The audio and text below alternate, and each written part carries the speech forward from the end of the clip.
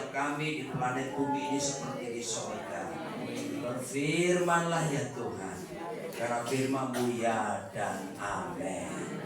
Firman-Mu lebih tajam dari pedang bermata dua manapun, yang sanggup menusuk amat dalam dan memisahkan roh dan jiwa, sendi-sendi dan sum-sum, bahkan pertimbangan dan pikiran hati kami. Dalam nama Yesus kami bersyukur dan berdoa, katakan amin. Haleluya. Shalom semuanya. Apa kabarnya? Wah, sungguh luar biasa. Sebab kita punya Tuhan yang luar biasa. Namanya siapa? Yesus. Yesutii. Amin. Juga sesuai Yesutii ya. Yesus tetap nomor 1 di seluruh dunia ini. Nah, saya mau sharing apa ya? Tapi sebelumnya saya minta maaf atas nama bangsa Indonesia. Mohon maaf lahir dan batin karena saya terlambat bersama istri saya. Tolnya macetnya luar biasa. Padahal tol ya. Dan Sabtu saudaraku ya. Lalu setelah kena macet tol panjang, macet, keluar tolnya salah. Aduh, sudah jadi ya terlambat, tapi terima kasih buat kesabarannya ya. Kesabaran itu buah roh. Ya, jadi saya mau khotbah judulnya sederhana, tidak baik-baik saja. Khotbah ini terinspirasi ada satu lagu yang sangat rohani. Golok. Ya, bukan golofnya, bukan ada dasar G saja. Lagu khotbah ini terinspirasi dengan lagu lama, lagu yang tidak terlalu lama, tapi sangat rohani sekali. Saking sangat rohani jadi rohani. Bunyinya ini. Bagaimana kalau aku tidak baik-baik saja, tak seperti kamu yang mampu tanpaku, bagaimana?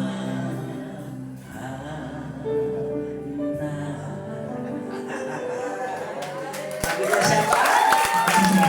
Lagunya Judika. Oh, Pak Pendeta nyanyi lagu dunia, kan masih tinggal di dunia kan? Dan maksudnya lagunya gak melawan firman ya kan? Tapi ini menunjukkan kondisi. Rupanya setelah pandemi COVID-19, COVID-19, orang pikir memang sudah selesai. Tapi akan ada lagi pandemi atau tsunami yang lebih hebat dari COVID. Apa itu namanya tsunami-nya? Yang lebih dahsyat dari COVID? Apa itu? Itulah disebut dengan gangguan kejiwaan. Jangan tertawa. Ini menimpa banyak orang sekarang di seluruh dunia. Korbannya nanti akan jauh lebih banyak dari COVID. COVID yang mati waktu itu sudah 5 juta lebih. 500.000 lebih di seluruh dunia. Ya. Nah, ini nanti akan menimbulkan hal yang lebih dahsyat lagi. Tapi firman Tuhan mengatakan apa soal kesehatan jiwa? Mari kita lihat dalam 3 Yohanes 1 ayat yang kedua. Kalau boleh dibantu pakai ayat ya. Saya ada PowerPoint-nya tapi saya kau kasih dia. Baca dulu 3 Yohanes 1 ayat yang kedua. Ayo buka Alkitabnya. Kalau Alkitab buku manualnya, buku kertas. Tapi kalau Alkitab itu Alkitab elektronik. Nah, itu di HP kita ya, download HP ya. Tolong HP-nya di-download Alkitab, jangan judul. Judi online, awas ya. Judi online bikin kita judi online, pinjaman online, pinjol, bikin apa? Benjol. Nah, ayo. Ya. Kita baca 3 Yohanes 1, 2, ayo ya. Bapak Ibu di belakang saya. 1, 2, 3. Saudaraku yang kekasih, aku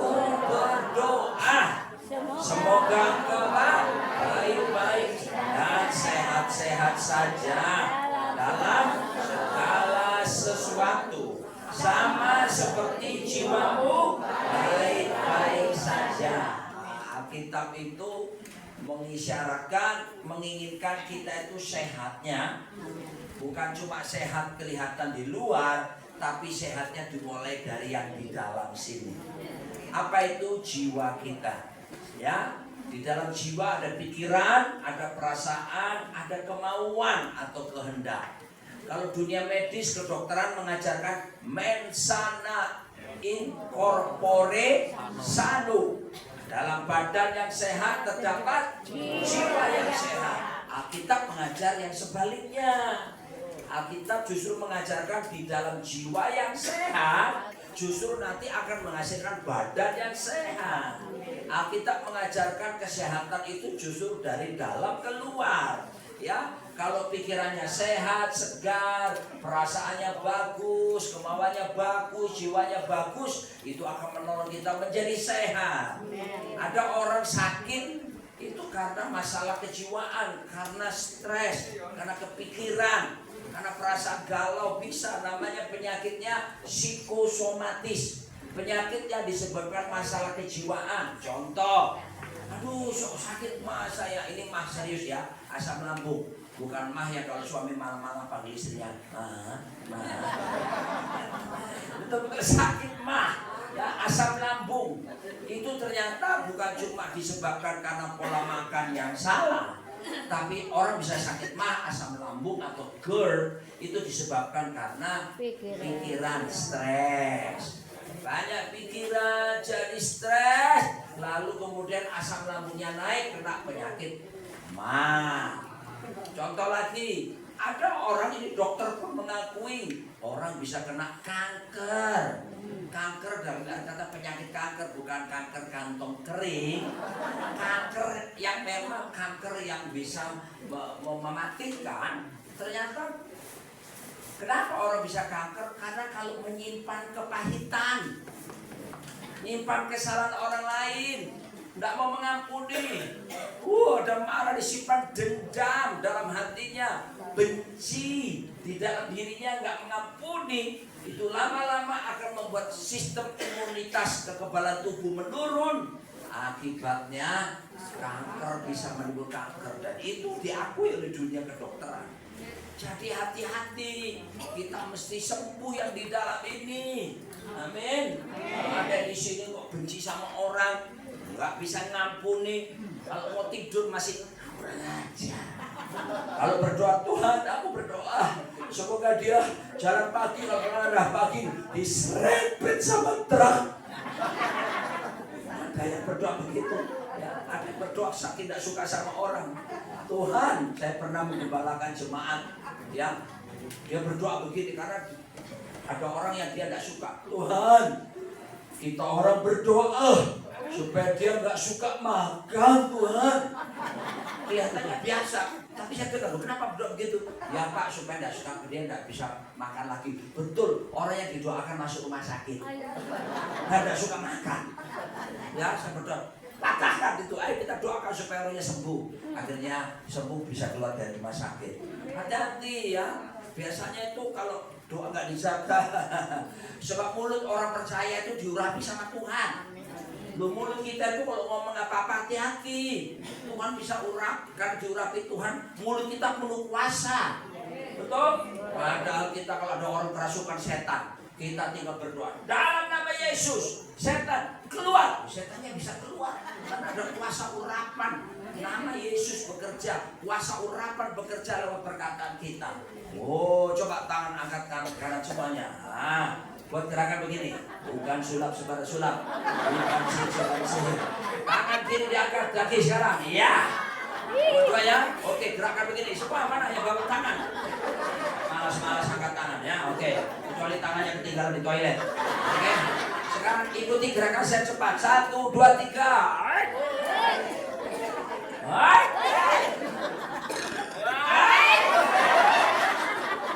Turun ke dua paha, turun pelan-pelan.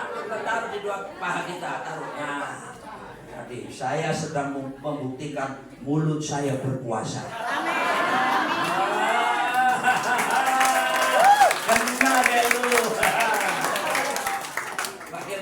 sekarang supaya bahkan Indonesia dikatakan sebagai Kementerian Kesehatan menyatakan kita ini Indonesia ada dalam darurat kesehatan jiwa. Oh, kasus-kasus bunuh diri telah meningkat. Banyak orang stres akhirnya depresi, lalu terjun lupa di bawah bukan kolam renang, di bawah itu jalan yang keras terjun. Mau nyanyi lagu ini kali sih. Dari gedung tinggi lantai 30, 60 loncat dia kira kolam renang di bawah. Atau dia kira bisa terbang sambil nyanyi. Bukan terbang tinggi, tak kembali lagi, alias meninggal dunia. Yang ini menyedihkan, memprihatinkan, kasus-kasus ini bertambah. Kenapa masalahnya? Mengalami gangguan kejiwaan. Oh, kehendak Tuhan, padahal Tuhan itu adalah Tuhan yang mau memelihara jiwa kita. Dalam 1 Petrus 2 ayat 25 dan beberapa kali slide dikatakan bahwa sebab dahulu kamu sesat seperti domba, tetapi sekarang kamu telah kembali kepada gembala dan pemelihara jiwamu. Tuhan Yesus sanggup menjaga, memelihara jiwa kita yang gundah gulana, yang jiwa kita lagi resah, jiwa kita lagi khawatir, mungkin ada perasaan takut. Saya beritahu, pasti banyak. Bagi Tuhan tak ada yang mustahil. Ayo, bagi Tuhan tak ada yang tak mungkin. Stop. Nah, Tuhan berkuasa memelihara jiwa kita. Bahkan Mazmur 23 menjamin Tuhan itu Tuhan yang menyegarkan jiwa kita. Ya, kunci A. Oh, Mazmur 23 nyanyi sama-sama saya.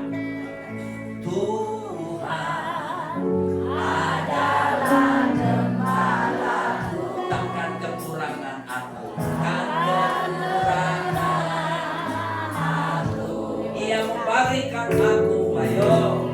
Ia memberikan di padang yang berumput hijau, di padang yang berumput hijau. Ia membimbingku, ia menuntunku ke air yang apa?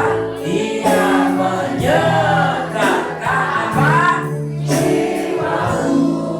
Stop. Ya, Tuhan yang menyegarkan jiwa. Di dalam jiwa ada apa? Pikiran, perasaan, kemauan atau kehendak. Siapa yang hari ini datang lagi susah hati, dia datang lagi dalam keadaan khawatir. Ya, kalau orang yang nggak punya kan khawatir, makan apa, makan apa. Kalau orang kaya lain, makan siapa? Jahat mereka ya. No, ya, tapi tenang. Tuhan kita disebut pemelihara jiwa. Tuhan kita, Yesus itu pernah mengalami bagaimana dia stres, depresi ketika mau disalib. Ingat Tuhan Yesus. Waktu Taman Getsemani dia berdoa, Bapa, jikalau sekiranya mungkin biarlah cawan ini lalu dari hadapanku, tapi jangan kehendakku yang jadi, tapi kehendakmu yang terjadi. Apa yang terjadi? Oh, sampai keluar keringat. Terima kasih ya, kasih saya. Oh, kalau saya kasih. Sudah GR saya kira kasih. Artinya Tuhan pernah dalam posisi depresi, tekanan. Jadi kalau hari ini ada data dalam posisinya depresi, aduh kepikiran berat. Oh, ini aku cocok deh. Tuhan mengerti perasaan. Amin. Dia mengerti, dia peduli persoalan yang terjadi. Oh,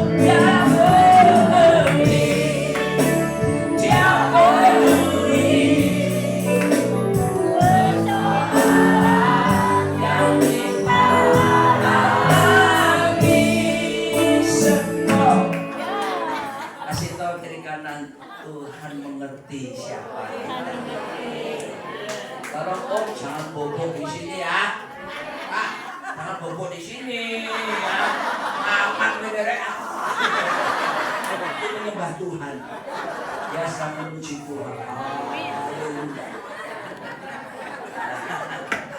Aduh, senangnya saya. Berapa tahun lalu saya kesini Pak Kris? Sebelum COVID ya. Lama enggak ketemu. Ini rupanya habis direnovasi ini ya. Jadi bagus begini. Ini enak, ada AC-nya. Dulu kan nggak salah ada AC-nya ya. Saya kobok, keringat bercucuran, tapi tidak bercampur darah. Ya. Sekarang nggak perlu bercucuran, cuma apa? Sedikit panas. Bukan apa-apa. Haleluya. Sekarang bagaimana supaya jiwa kita segar?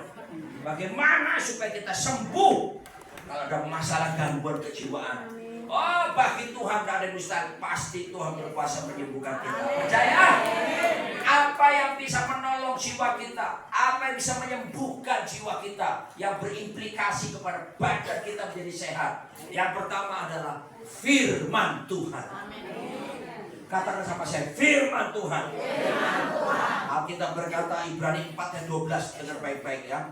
Sebab firman Allah hidup dan kuat dan lebih tajam daripada pedang bermata dua manapun. Ayo, pedang apa yang menurut Bapak Ibu paling tajam? Toliong toh? Pernah tahu pedang toliong toh? Apa lagi? Pedang Raja Wali. Apa? Golok Cibatu. Apa lagi? Samurai. Kapak 212, Wiro Sableng, Cidok Gendeng semua. Pedang-pedang tadi yang saya sebutkan hanya bisa memisahkan leher dari kepala. Tapi pedang firman Tuhan, haleluya, dikatakan yang menusuk amat dalam sampai memisahkan jiwa dan roh. Hebat itu. Misahkan apa? Sendi-sendi dan sumsum. Misahkan apa? Pertimbangan dan pikiran hati kita. Di dalam pikiran manusia itu ada dua pikiran. Pikiran di kepala dan pikiran di hati.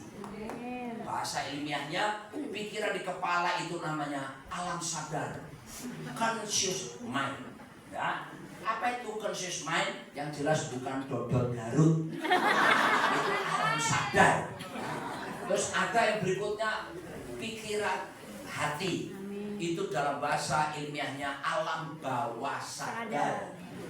Ya, bahasa ilmiahnya subconscious mind. Ya, sekali lagi, bukan sejenis dodol Garut. Ya, nah, ini ada dua jenis. Nah, ini perhatikan. Tuhan, firman Tuhan bisa memisahkan pikiran yang di kepala maupun pikiran yang ada di hati. Jadi firman itu dahsyat dan hebat. Bapak Ibu mesti belajar untuk hidup dipenuhi firman Tuhan. Firman Tuhan mengandung janji. Firman Tuhan memberikan pengharapan. Tuhan Yesus berkata dalam Yohanes 4 ayat 32, barang siapa mengetahui kebenaran, kebenaran akan memerdekakannya. Oh, lihat urutannya. Tahu dulu, baru merdeka. Kalau nggak tahu firman, berarti nggak merdeka. Ayo, rajin-rajin mulai sekarang kunci G. Semua nyanyi lagu ini, anak-anak kecil pasti tahu. Baca kitab suci, doa tiap hari, doa tiap hari, doa tiap hari. Apa? Baca kitab suci, doa tiap hari kalau mau.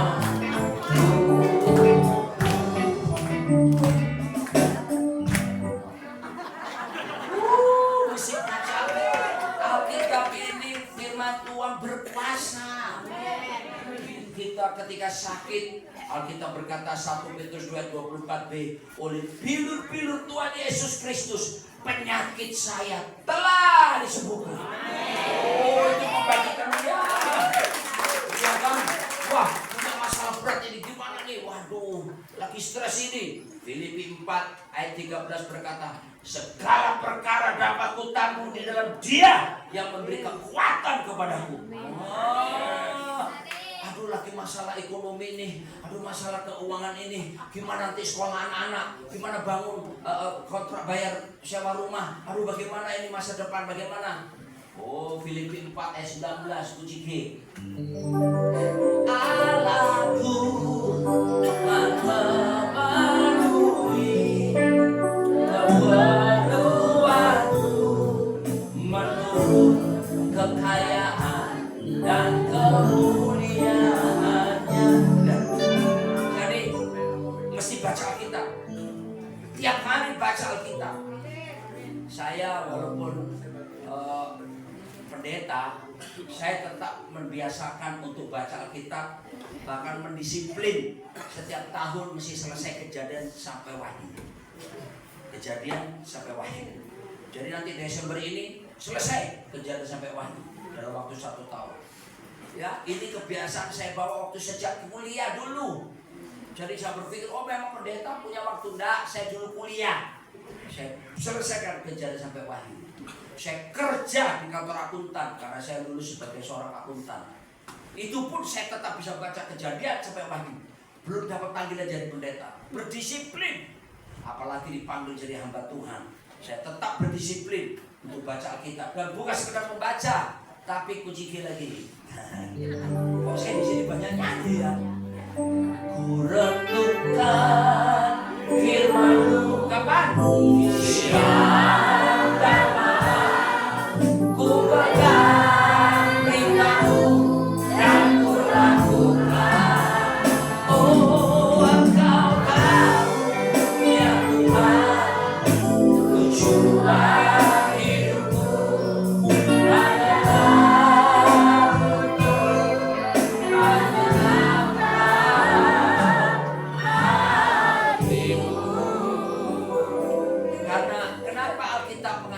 direnungkan siang malam, supaya jangan cuma berhenti di pikiran di sini. Kalau kita cuma baca biasa, itu cuma berhenti di pikiran di kepala. Tapi kalau kita renungkan siang malam, diingat-ingat, dipikirin, jangan mikirin utang tok, pikirin firman. Dipikirin siang malam, lalu bahasa komputernya terdownload dari pikiran kepala, terdownload, jebret, masuk. Itu menyembuhkan jantung. Terdownload, jebret, masuk sini. Nah, kalau firman sudah terkopi, terdownload ke alam bawah sadar, pikiran hati, itulah disebut paradigma. Kalau sudah paradigma, sudah di sini, itu akan mengendalikan hidup kita. Karena apa? Sudah jadi paradigma. Saya kasih contoh. Oke, saya kasih contohnya peristiwa lama sebelum pandemi. Ya, itu tandanya sesuatu yang kita lihat, kita dengar, sering kita lihat, kita dengar, kita lihat, dan kita bicarakan, mulai masuk ke dalam hati kita. Sampai berapa tahun pun kita masih ingat. Contoh, dulu ada seorang wanita politikus. Dia mengaku digebukin orang, tapi ternyata ketahuan operasi plastik. Siapa dia? Lupa namanya. Ratna Sarumpait. Siapa aja? Ratna Sarumpait. Iya, RS tahu dia. Itu gara-gara kaget jadi tahu. Bocoran Itu peristiwa lama kan? Tapi bisa tahu kenapa? Sudah kita lihat berkali-kali, kita dengar, lama-lama terdownload dari sini ke sini. Sulit dilupakan. Makanya saya mau ingatkan pada kita, kalau kita baca Alkitab terus, lalu kita ingat, renungkan itu, pikirkan siang malam, firman akan masuk ke dalam hati kita. Jadi kalau ada apa-apa yang menimpa hidup kita, maka respon kita bukan pikiran di kepala, tapi pikiran hati. Firman akan keluar dan kita akan bertindak sesuai dengan firman Tuhan. Amin. Langit bumi berlalu, tapi firman Tuhan tinggal tetap. Haleluya. Yang kedua, apa yang bisa menolong kita kalau ada tekanan jiwa? Apa yang bisa menyembuhkan kita? Yang kedua adalah Roh Kudus. Katakan Roh Kudus. Roh Kudus itu pribadi Tuhan yang ketiga. Allah Bapa, Allah Putra, dan Roh Kudus. Ini Tritunggal yang kita hormati, yang kita sembah. Dan Roh Kudus beda zaman sekarang sama zaman Perjanjian Lama. Kalau Perjanjian Lama, Roh Kudus sifatnya datang dan pergi. Ya, tergantung situasi orang itu. Kalau orang itu hidup benar, dia datang memenuhi, dia hinggap. Makanya disebut the anointing spirit, roh yang mengurapi, yang hinggap. Tapi di Perjanjian Baru sekarang, zaman kita sekarang, bukan roh yang datang pergi, tapi roh disebut indwelling spirit. Apa itu? Berdiam, tinggal di dalam diri kita. Saya mau tanya bagi kita yang percaya Yesus, Roh Kudus ada di mana sekarang? Di sini berdiam. Jadi jangan takut. Nah, kalau Roh Kudus memenuhi kita, maka salah satu tanda kita mengalami karunia roh. Karunia apa itu? Bahasa roh. Nah, itu disediakan bagi setiap kita. Dan bahasa roh itu dalam Roma pasal yang ke-8, ayat yang ke-28, Roma pasal 8 ayat 26-27. Roma 8 ayat 26-27. Demikian juga roh membantu kita dalam kelemahan kita. Sebab kita tidak tahu bagaimana sebenarnya harus berdoa. Pernah kita bingung berdoa apa nih Pak Pendeta? Saya sudah tahu. Saya sulit mau ngomong apa saya Pak. Aduh susah sekali. Pernah ngalami kita sudah gak tahu mau ngomong apa? Saat seperti itu seharusnya kita berdoa dalam bahasa roh. Kita menyampaikan keluhan-keluhan yang tidak terucapkan. Dan Allah yang memiliki hati nurani mengetahui maksud roh itu, yaitu bahwa ia sesuai dengan kehendak Allah. Berdoa untuk orang-orang kudus. Saya minta orang yang besar, Pak Kris, tolong bantu saya. Sini Pak Kris. Tolong Pak Kris sini, kan Anda tinggi besar. Sudah sini, kontrol lagi. Jadi Roh Kudus. Waktu kita berdoa, kita kadang-kadang tidak ngerti mau berdoa apa. Akhirnya kita pakai bahasa roh. Waktu kita berdoa, rendahkan diri.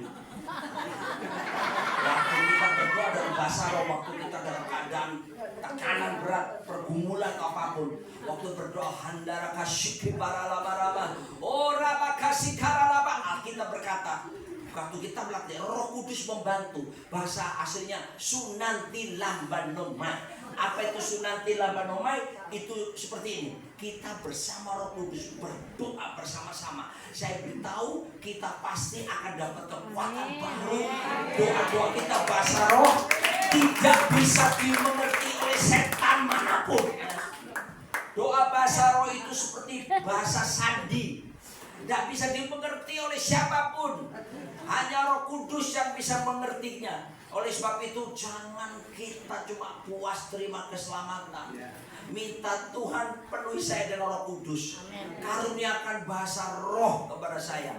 Karena dengan berdoa dalam bahasa roh tersebut, doa kita langsung tembus sampai ke tahta Tuhan. Amin. Haleluya. Setan iblis bingung. Apa itu? Kalau saya mendarat di kota Surabaya, sering saya, karena saya dulu tinggal di Surabaya. Dulu kuliah di Surabaya. Itu ada FM 100 namanya. Begitu mendarat, saya suruh orang, tolong pasangkan FM 100. Begitu 100, bunyinya begini. Radio FM, suara Surabaya. Saya masih ingat ya. Tapi kalau saya pasang 99, berapa gitu, toto gini, bunyinya gini.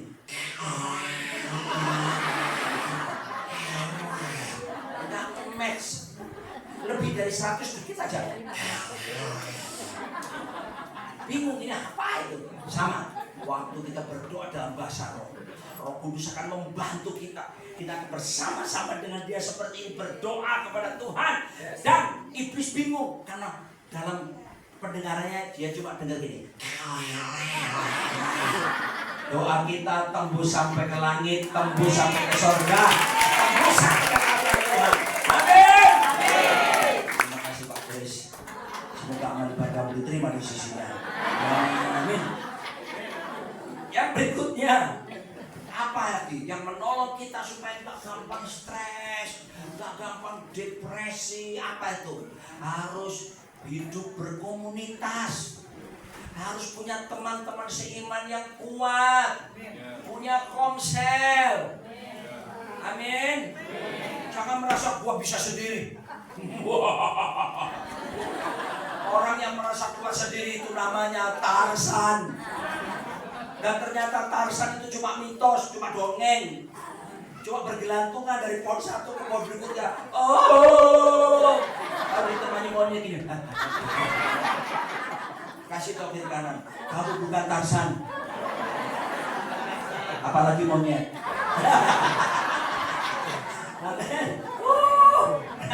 Baik-baik ya. Tuhan Yesus saja berkomunitas. Dia punya 12 orang murid. Itu komselnya. Itu komsel. Tapi kalau dia dalam tekanan, dia panggil 3 orang murid. Bukan komsel lagi namanya, komsal. Apa itu? Komunitas saling memakan, saling membangun. Yesus aja siapa? Petrus, Yakobus, Yohanes. Bapak-bapak, ibu-ibu juga harus begitu. Punya 2-3 orang teman yang rohani, yang seiman. Waktu punya pergumulan, sharingkan sama mereka. Dukungan doa. Luar biasa. Mimbar ini kalau saya angkat sendiri bisa sih, cuma berat. Tapi kalau diangkat 2 atau 3 orang, jadi ringan.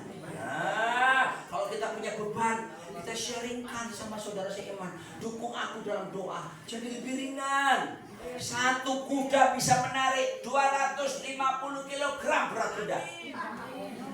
2 kuda 6.500 kg. 26 kali lipat. Apalagi kalau 3 kuda. Oh, kita kalau sendirian berat.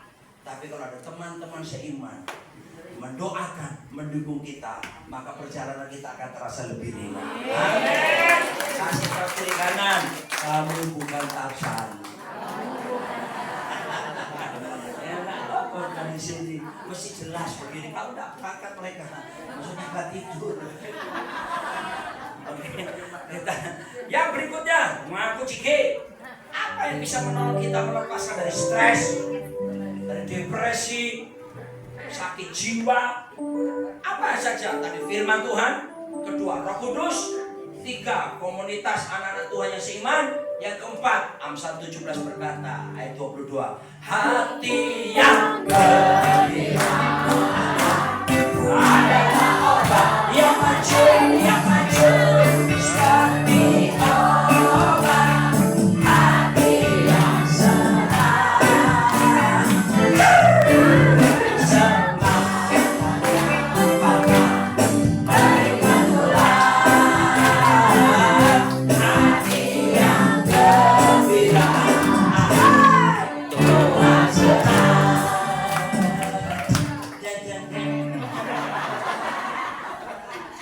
Oh, ingat loh. Bahkan kedokteran di apotek-apotek itu sering kita muncul ada satu mutu, hati gembira adalah obat. Tapi itu niru Alkitab kurang lengkap. Amsal 17:20 berkata, hati yang gembira adalah obat yang hancur. Makanya jangan mau dibawa perasaan baper terus baper. Harus ada, dan tidak ada ayatnya di Alkitab iblis itu tertawa sukacita, tidak ada. Coba baca, ayo. Saya sudah berkali-kali baca Kejadian sampai Wahyu, tidak pernah ketemu satu ayat bilang berkata gitu. Maka ketika didapati anak-anak Tuhan jatuh dalam dosa, iblis tertawa. Itu mak lampir. Tidak ada ayatnya iblis tertawa. Justru yang ada dalam Mazmur 2 ayat keempat, Tuhan kita yang duduk di takhta tertawa. Oh, saya percaya Tuhan kalau ketawa bukan ketawa gengsi atau jaim. Pasti tertawanya.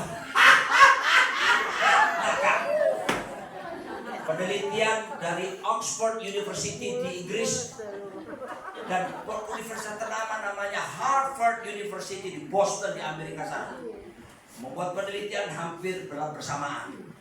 Kuasa orang kalau sukacita dan tertawa minimal misalnya 1 hari total ketawa terbahak 10 menit dari pagi sampai malam di total misalnya ya, dijumlahkan ketawanya terbahak 10 menit. Maka ini dia. Pertama, membawa dampak positif. imunitas tubuh kita semakin menguat, dijadikan sehat, mampu menolak sakit penyakit. Keren, sehat. Itu penelitian ilmiah. Yang kedua, ibu-ibu pasti senang.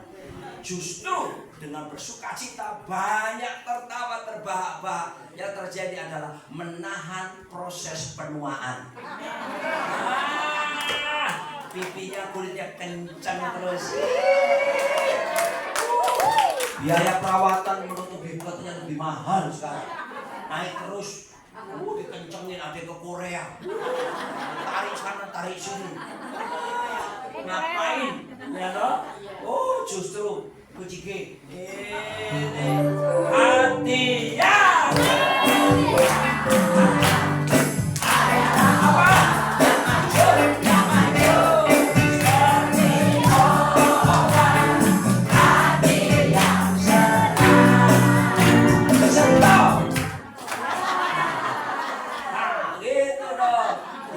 Ayo kita sekarang tertawa sama-sama, karena tertawa itu sehat.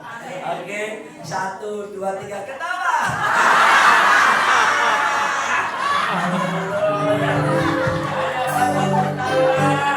Gratis, tak keluar waktu tertawa. Tapi Jangan ketawa sendiri. jangan tertawa sendirian.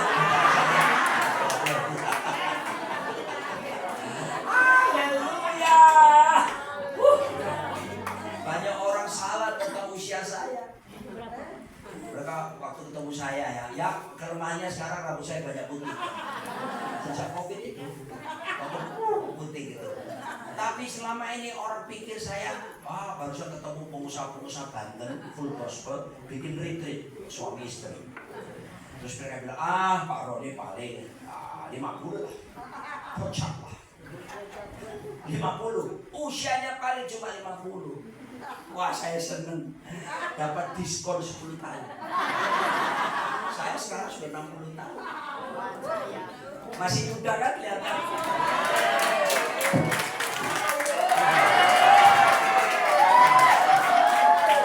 Istri saya lebih kelihatan muda lagi tuh. Cucu 2, 32 tahun menikah. Wah, kenapa segar? Hati yang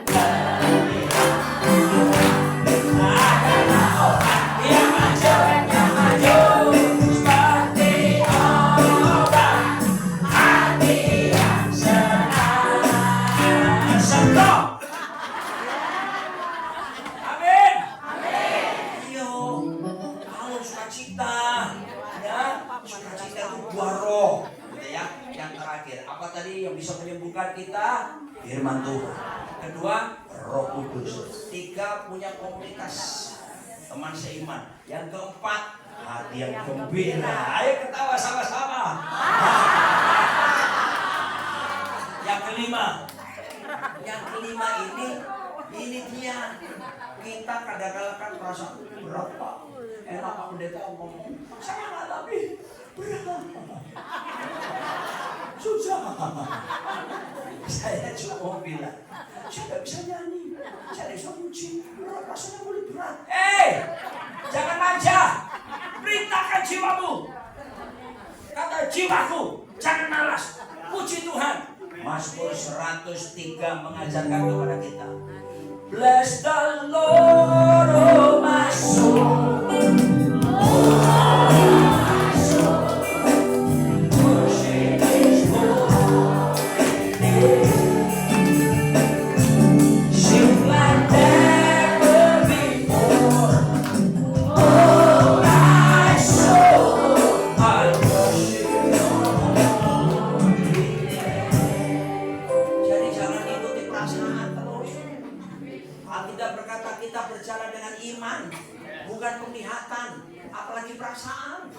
Perasaan bisa berubah-ubah.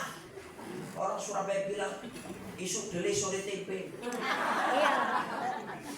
Di pagi itu kedelai, sore bisa jadi tempe. Perasaan kita pagi bisa susah, sore bisa seneng. Itu perasaan. Tapi dengan iman percaya Tuhan hidup sanggup menolong kita. Tuhan memperhatikan kita. Tuhan berkuasa menyembuhkan setiap kita. Amin. Jadi kalau tak bisa apa-apa ngomong sama jiwamu jangan malas. Ayo pujilah Tuhan. Amin. Coba pegang dada masing-masing. Pukul dadanya dan keras. Jiwaku. Pujilah Tuhan. Dan jangan lupakan segala kebaikannya. Dia yang mengampuni segala kesalahanmu, yang menyembuhkan segala penyakitmu. Amin. Maka dia meluputkan kita daripada lubang kubur, menebus kita dari lubang kubur. Siapa namanya? Haleluya. Ayo katakan sama-sama, puji lagi. Hati yang bagi teguh adalah obat yang manjur, seperti obat hati yang senang.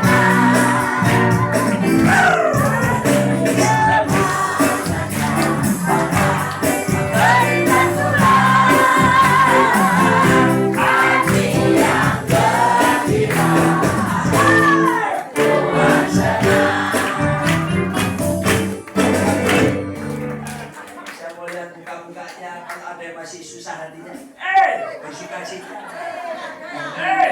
Haleluya, ayo sama-sama tertawa. Tertawalah, sebelum tertawa itu sendiri dilarang. Selama tertawa tidak dilarang, mari kita tertawa, terbahak-bahak. Saya mau berdoa sekarang. Ya, gitu. Siapa di antara kita yang datang lagi susah hati, lagi stres? Aduh Pak, banyak pikiran saya Pak Pendeta, resah gundah gulana. Siapa yang dalam kondisi itu? Angkat tangannya, nanti saya doakan. Ayo, siapa mau didoakan supaya Tuhan menjamah menyembuhkan? Tetap aja berdiri di situ, jangan. Aku mengasihi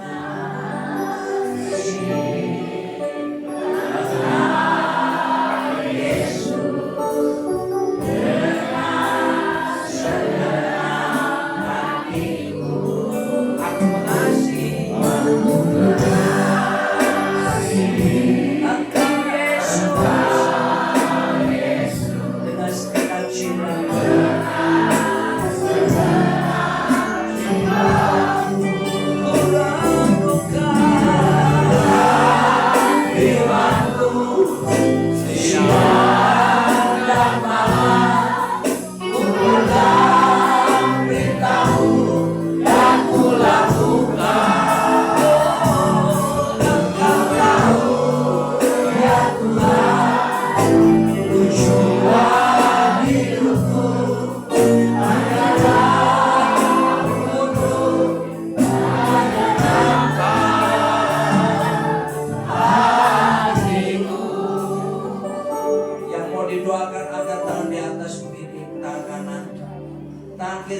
Di dada masing-masing. Tuhan, hamba berhenti berbicara. Aku tahu Kau mengasihi mereka. Aku tahu Kau mencintai mereka. Olehnya Kau mati di atas kayu salib menebus dosa mereka, menggantikan posisi mereka. Engkau Tuhan yang tidak memandang rupa. Engkau Tuhan melihat hati manusia. Tolong mereka sedang mengangkat tangan. Hamba berdoa dalam nama Yesus, sembuhkan yang terluka, sembuhkan yang mengalami tekanan jiwa oleh bilu-bilu-Mu yang penuh kuasa ini. Jamah Tuhan, angkat beban mereka, angkat Tuhan, berikan kekuatan baru, berikan hikmat dan kecakapan supaya mereka cakap menanggung semuanya. berdoa sebab aku percaya firman menjamin doa orang benar yang bila dengan yakin didoakan sangat besar terjadilah atas mereka ya Tuhan.